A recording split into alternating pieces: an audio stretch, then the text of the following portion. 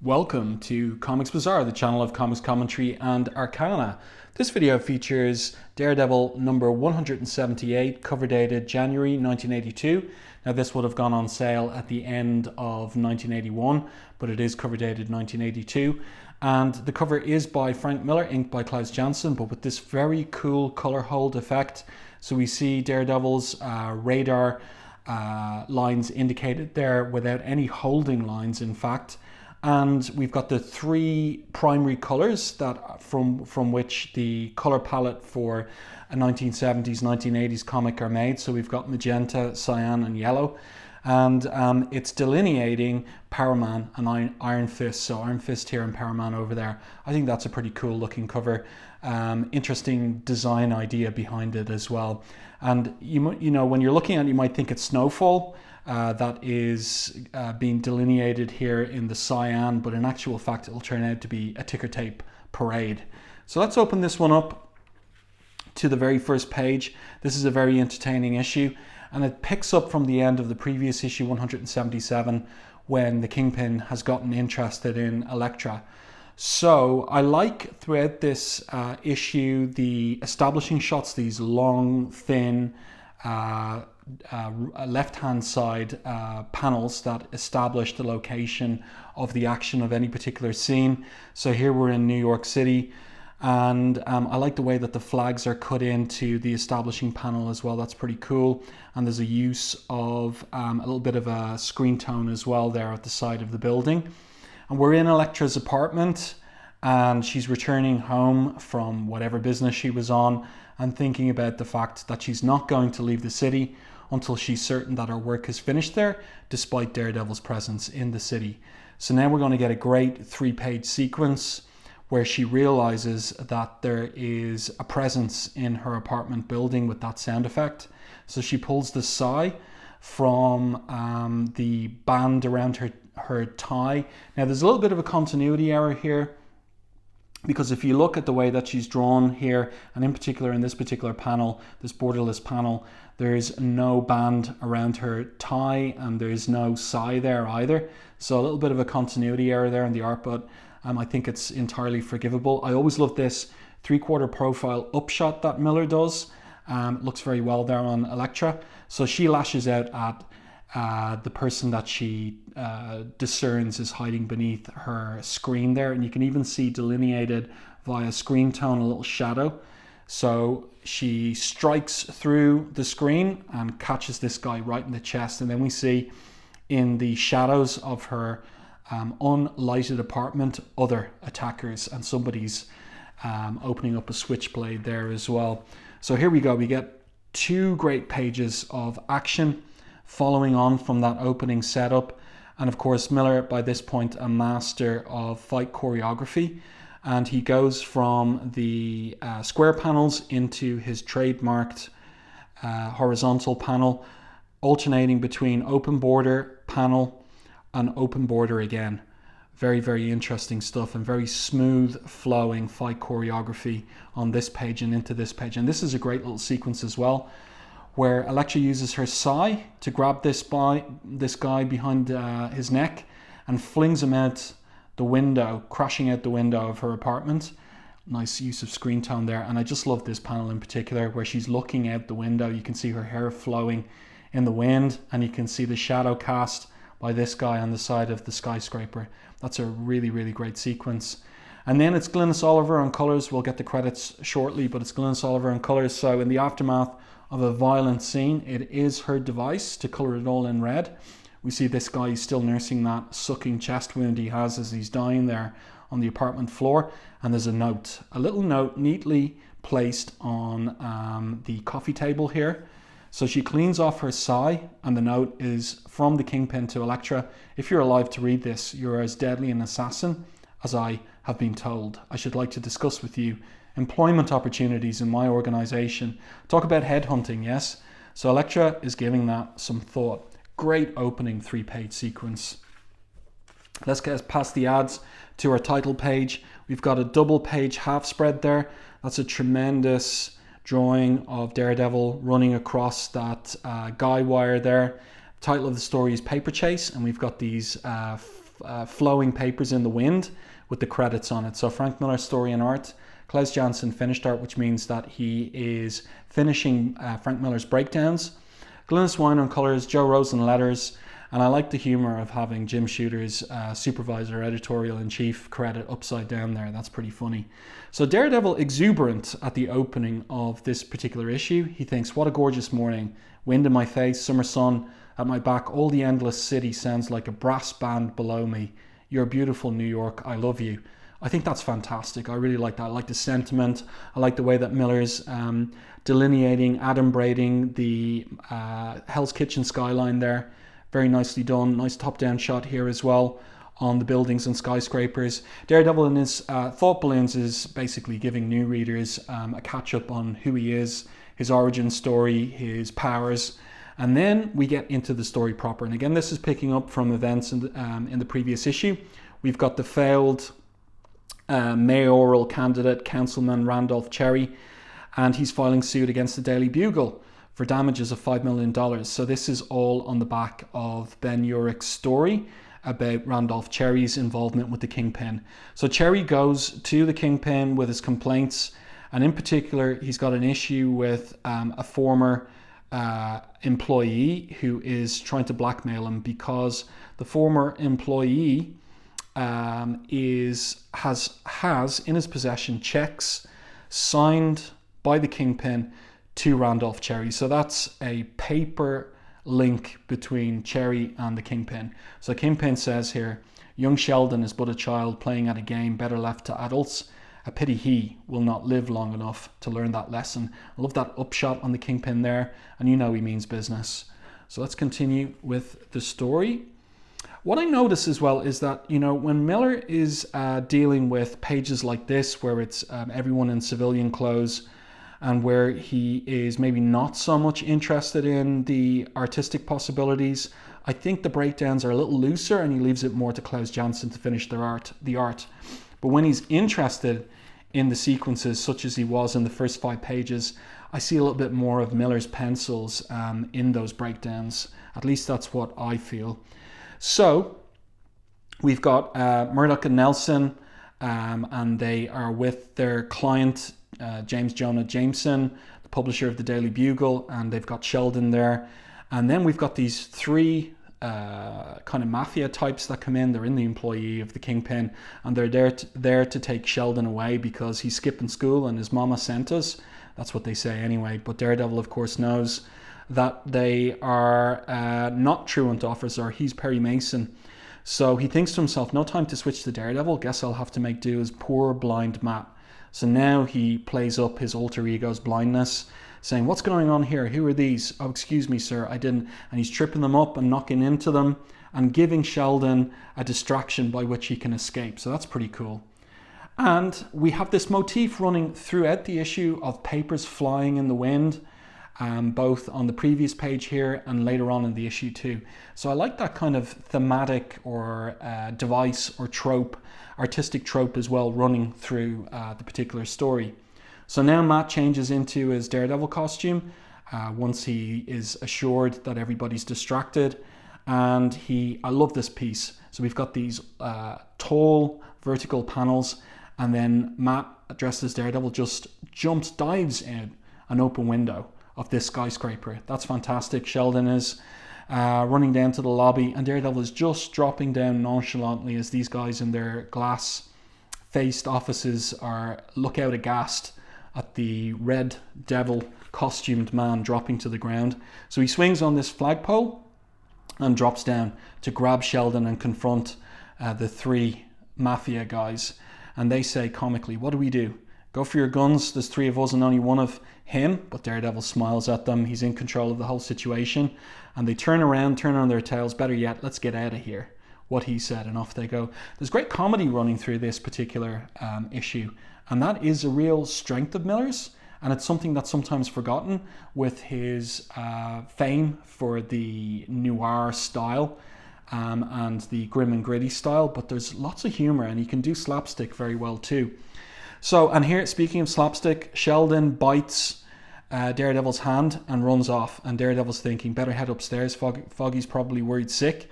And what can I bring him in for, Sheldon? Biting my hand? Lieutenant Manoli would love that.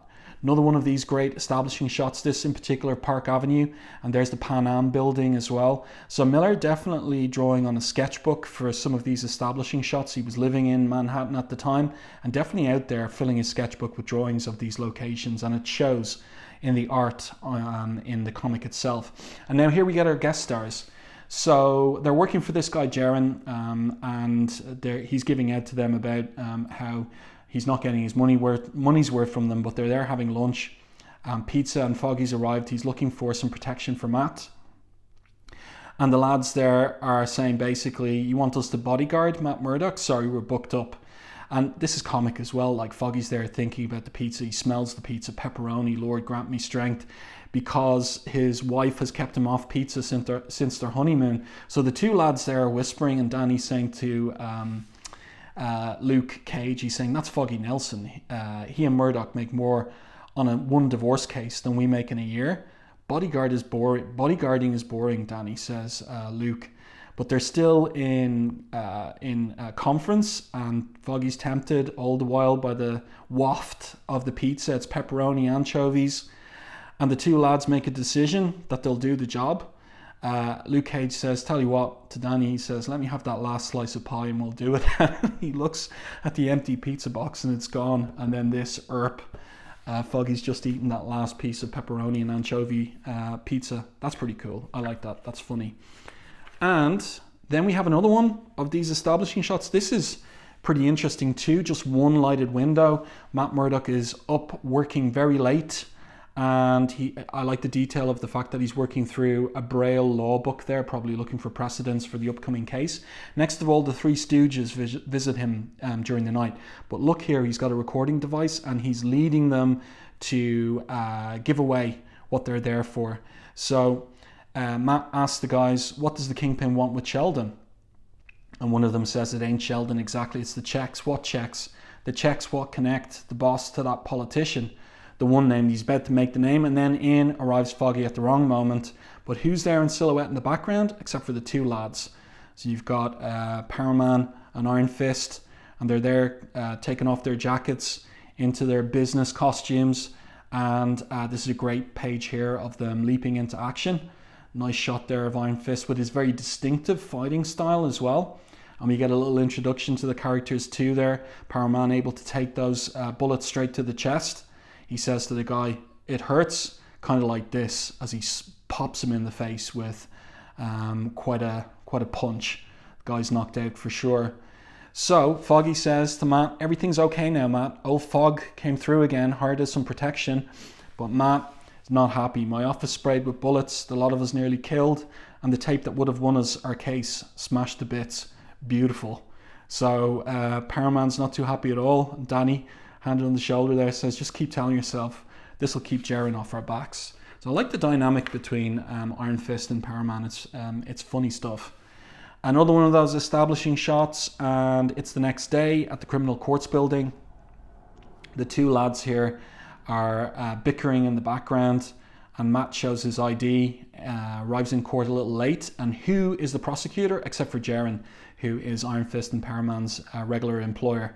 The two lads there exchanging glances, and they know that they've screwed up. So Jaren gets his digs in. He says, as further illustration of the caliber of the defense, the court is advised to note their hired help, two strong-arm mercenaries, thugs if you will, whose very presence in this hole is an obscenity. So the two lads stomp off there. They're guarding Matt. He's tapping away with his blind man's cane. And he says to them, maybe this will convince you guys to find somebody else to protect, please. But the two lads are looking around. Matt discovers an opportunity to slip away from them. The elevator door opens and the actual, what do you call it? Like the compartment itself is for some reason stalled a floor above. So he's got an opportunity to take out his billy club and slide down to the next level, and out he goes. And the two lads are there thinking, they're panicking initially, but Power Man says, I don't see a body. He didn't fall, and it can mean only one thing. And of course they think it means that he has been abducted. So later at the campaign headquarters of Randolph, Winston, Cherry, I really like that establishing shot. There is shades of Sin City about that. The uplighting from the streets, the street lighting, very interesting spotting of blacks in that particular panel. Looks great.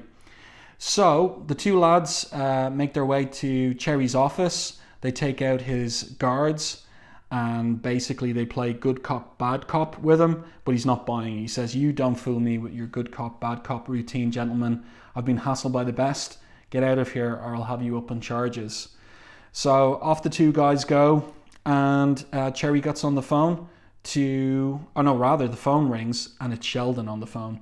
And Sheldon wants to meet Cherry at the parade the next day, and he wants jewels, diamonds. So that's the deal. This is a fantastic final panel on this page. So you've got Cherry on the phone, you've got Daredevil sitting out on the ledge outside his window, you've got the slats there of the blinds and the shadows cast from the light inside the office out onto the wall and ledge, and a use of screen tone there in the background as well.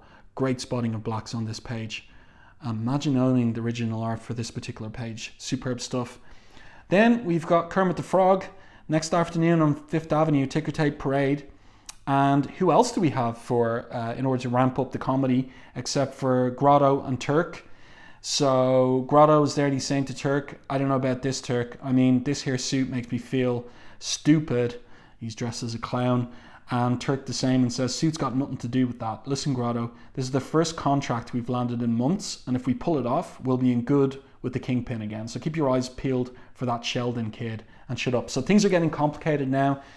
We've got Luke Cage being recognized by one of the women in the crowd. So he says, "Yeah," when she asks him, "Are you?" And I like this too when the other guy says, "Hey, are you?" And he says, "No." It's brilliant. So we've got Cherry here. He's part of the parade.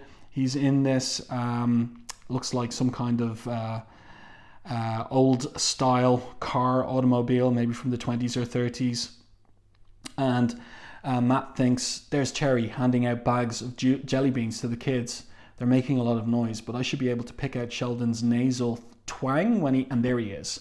So Cherry and Sheldon are making the exchange, the diamonds for the signed checks. Next of all, this hungry, greedy kid nabs the bag of what he thinks is jelly beans. By the way, another good use of screen tone here for the shadows on the Kermit the Frog inflatable.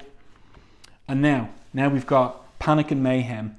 So we have, this is funny, we've got Grotto and Turk there. They're going after Sheldon. We've got Matt as well. He's alert to it. And we've got Power Man and Iron Fist. They see Matt and they go after him down an alley. But who bounces out of the alley except for Daredevil?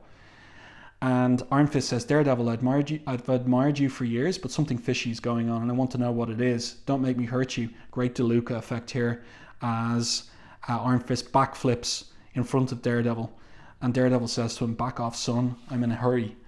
And here we go. Great action on this particular page. That trademark horizontal panel layout as well. Open panels too. Always keeping it interesting. Frank Miller. Tremendous fight choreography. And so now we've got a little fight between Iron Fist and Daredevil. So Iron Fist says, "I warned you. Hey, not bad." And Daredevil says, "Son, I don't want to fight, but if it's the only way to get past you, I'll try to make it quick." "Missed. You're pretty good yourself. Thanks." So I really like that banter between the pair as well. And in the meanwhile, we've got Turk, we've got Grotto going after Sheldon. Sheldon's going after the kid. The kid's eaten the diamonds. He's broken a tooth. And we've got the ticker tape everywhere. We've got Turk and Grotto going after Sheldon. Sheldon's climbing up onto the back of the Kermit inflatable. The fight is continuing on between Iron Fist and Daredevil. Daredevil says, "Look, I hate to be rude." And he says, "But I've got places to go." And we've got a great DeLuca effect here. And we've got something that Danny Rand, Iron Fist, just can't do. This is clever on Frank Miller's part. So he kind of shows Iron Fist is capable with the martial arts, but Daredevil has got a whole other level of training entirely, and he's the superior combatant. And so now he's racing after Sheldon, but the ticker tape is messing with his radar. So he recognizes there's a balloon of some sort, and down he jumps off the ledge of the building onto the balloon, knocks Sheldon in the air, open border panel there. Power Man's there to catch him. So that's pretty cool. And meanwhile, Turk and Grotto are knocked off the Kermit inflatable too. So now we've got the explanation of why was Sheldon doing what he did. Was he a bad seed? Was he doing what he did for personal gain only? No, he's got a big sob story about his sister. And his sister is Tammy Lou. So he says that all she ever cared about is her dancing. And she landed a part in a big show that would have made her famous. But her legs, something wrong with them, and she needs an operation. And that boss of hers, he finked down on paying her insurance, just up and replaced her with some Russian chick, just like that. So I thought I could raise the bucks to get her legs fixed, but I failed. And now Tammy Lou will never dance again. So the two lads here now have a new case. What do you say, Fist? Asked Powerman. He says, I say we help after we find Murdoch, that is. Daredevil's just insisting. Murdoch is all right. He asked me to kidnap him just to get him away from you two. Like, that's funny. Sheldon, the checks. And then what he discovers is the checks are gone. Must have slipped out when I fell. Oh, gee, with the wind like it is and all that ticker tape, you'll never find. Oh, gee. I really like that conclusion. Paper chase indeed. Never going to find those checks. So Matt is going to have to think of something else in the case against the Bugle by Randolph Cherry. That storyline is going to run and run. And now we're back to the beginning. Elektra and that note.